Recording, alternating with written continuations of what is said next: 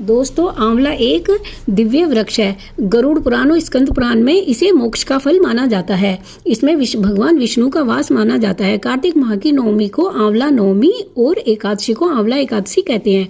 इस दिन आंवला वृक्ष की पूजा होती है। तुलसी विवाह में भी आंवला का विशेष उपयोग होता है। आयुर्वेद में इसको धात्री फल अर्थात माँ का फल माना जाता है। ये विटामिन सी से भरपूर होता है। यह हमारे इम्यूनि सिस्टम को बढ़ाता है।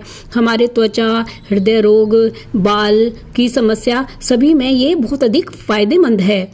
इसका उपयोग हम किसी भी रूप में कर सकते हैं, जैसे जूस के रूप में, मुरब्बा के रूप में। इसको हम कच्चा भी खा सकते हैं, अचार के रूप में।